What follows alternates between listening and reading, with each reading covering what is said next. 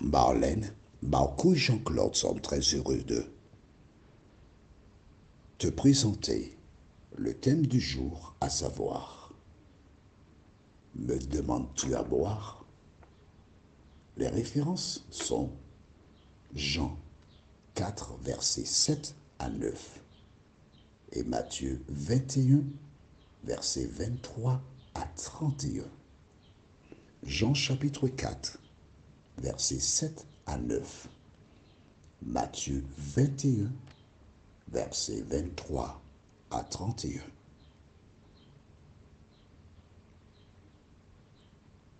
Je te laisse le temps pour trouver ces deux références afin qu'ensemble nous puissions étudier la parole. Il est fondamental que tu lises en même temps que moi afin que tu vérifies tout ce que je dis, que tu examines pour voir si ce que je te dis est exact, conformément à l'enseignement de la parole de Dieu. Prions. Seigneur, nous te présentons nos cœurs. Nous te remercions pour le bonheur de te connaître et de t'avoir dans nos vies.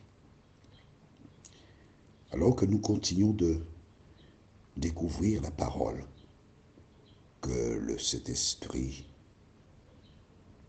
nous conduise dans toute la vérité, nous t'en prions. Au nom de Jésus pour ta gloire éternelle. Amen. Rappelle-toi, nous sommes toujours en train d'étudier la parole. Nous avons vu le récit dans Marc 10, puis dans Luc 10, où un homme vint se prosterner et demanda à Jésus, que dois-je faire pour hériter la vie éternelle? Dans Luc 10, un docteur de la loi posa la même question pour hériter la vie éternelle. Et dans l'échange de Jésus avec ce docteur de la loi, nous sommes parvenus à la fin du récit où il pose la question, mais qui est mon prochain? Et Jésus commença à lui raconter une histoire, un récit d'un homme qui a été battu et un sacrificateur qui passait dans le secteur. Ayant vu l'homme laissé pour mort, il a continué sans s'en inquiéter. Un lévite, donc un autre homme religieux, adopta la même attitude. Et puis un samaritain a été ému de compassion. Il s'est arrêté pour venir en aide à cet homme. En présentant ce récit, Jésus fait allusion à un samaritain. Qu'est-ce qu'un samaritain? Alors à la Martinique, beaucoup de personnes te diront un samaritain, mais c'est quelqu'un qui habite à Sainte-Marie. Mais le samaritain dont il est question ici, c'était quelque chose d'autre. Les Juifs se croyaient supérieurs aux Samaritains.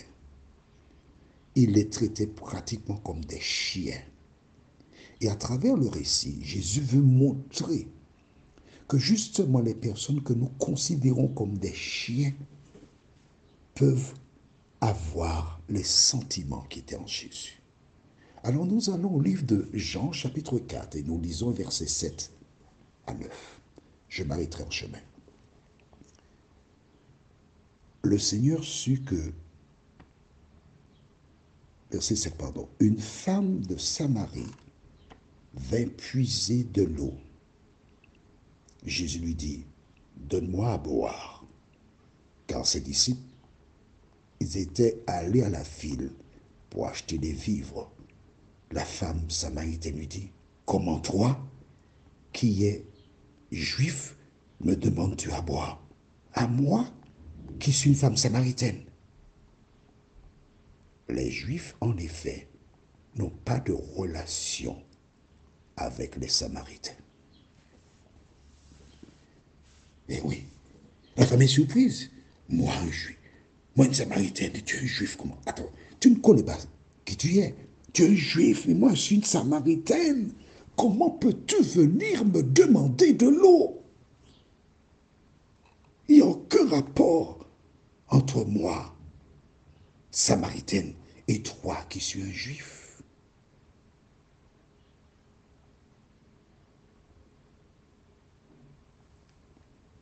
Tu comprends? Voici le type de relation qui existait entre les Samaritains et les Juifs. Et en choisissant le Samaritain qui a du cœur par rapport aux Juifs, Jésus cherchait à interpeller son auditeur, le docteur de la loi. Mais à part lui, il y avait certainement les disciples et d'autres personnes encore. Jésus voulait inciter ces personnes à avoir un autre regard sur celles et ceux qui, jusqu'à présent, sont en difficulté. Je vais te raconter 2 récits. Le premier, c'est qu'un jour, je tenais des conférences quelque part sur le territoire de la Martinique. Et le soir, quand je ramenais mon ami Paul Mitraille sur la route de la Folie, nous passions devant la cathédrale Saint-Louis de Fort-de-France. Et là, il y avait des prostituées. Et chaque fois que nous passions, elle nous faisait un beau sourire avec des gestes. Un soir, j'ai décidé de m'arrêter. Et Paul m'a dit, Jean-Claude, qu'est-ce que tu fais là? J'ai dit, attends, ne t'inquiète pas, frère. Et quand j'ai arrêté mon véhicule, voici 2 prostituées qui sont venues vers nous. J'ai ouvert le coffre de mon véhicule et bonsoir, alors qu'est-ce qu'on fait? J'ai dit, j'ai quelque chose pour vous. Elles ont souri, elles m'ont dit, nous aussi, on a quelque chose pour toi. J'ai dit, c'est vrai. J'ai dit, mais ce que je vous donne là, vous n'avez pas.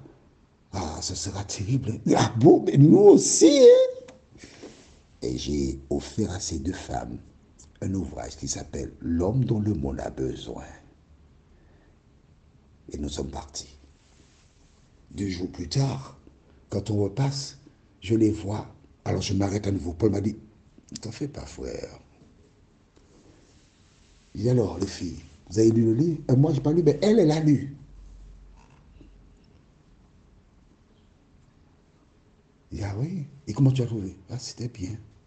Je dis, je tiens une série de conférences quelque part. Est-ce que tu voudrais nous accompagner? Oui, pourquoi pas. Où habites-tu? Tel endroit.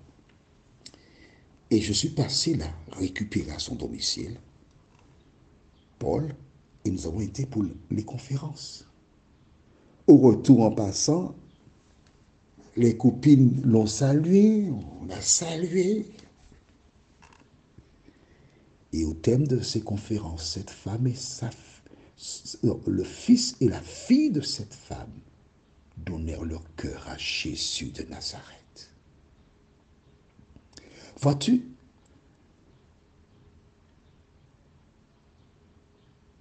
la Samaritaine est là pour te dire à toi qui est membre d'une communauté quelconque que toutes les personnes qui sont en difficulté, nous avons le devoir de leur venir en aide. Lisons maintenant au livre de Matthieu chapitre 21, verset 23 à 31. Lorsqu'ils approchèrent Matthieu 21, verset 23 à 31. Jésus se rendit dans le temple et, pendant qu'il enseignait, les principaux sacrificateurs et les anciens du peuple vinrent lui dire, par quelle autorité fais-tu ces choses?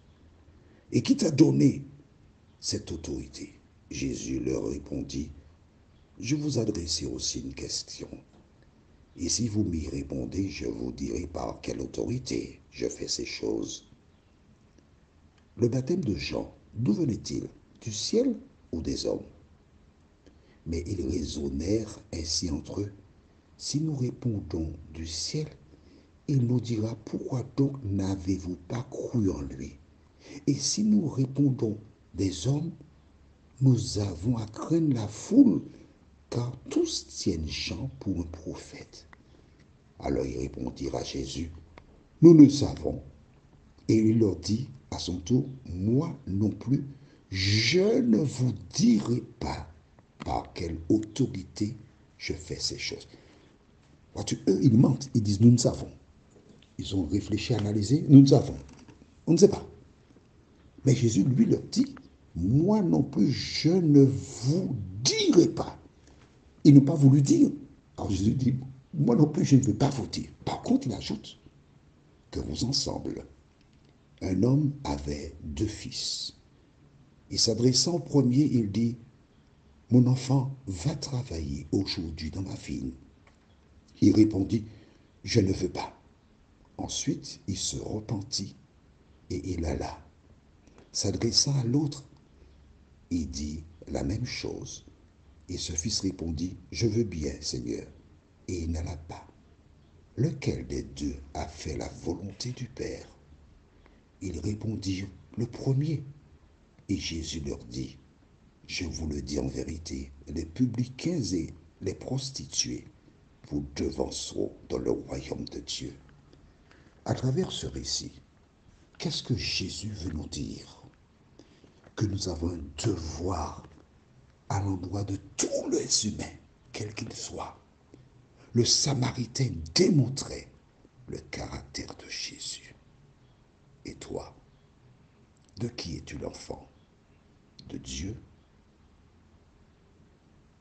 ou l'enfant du diable? N'oublie pas, c'est à leurs fruits que vous les reconnaîtrez. Prions. Notre Seigneur et notre Dieu, nous tournons nos regards vers toi.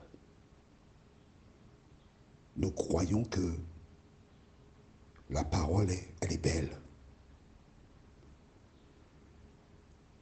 Nous nous sommes laissés endormis. Nous sommes dans un profond sommeil.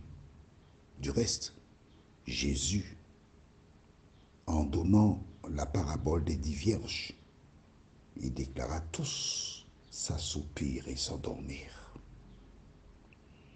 Seigneur, merci de nous réveiller. Nous t'avons prié au nom de Jésus pour ta gloire éternelle. Amen. Que l'Éternel continue de te faire du bien. Nous allons maintenant découvrir le thème pour l'étude prochaine, c'est « Fais de même ». La référence se trouve dans Luc 10, versets 34 à 37. Luc 10, versets 34 à 37. Que l'Éternel continue de te faire du bien.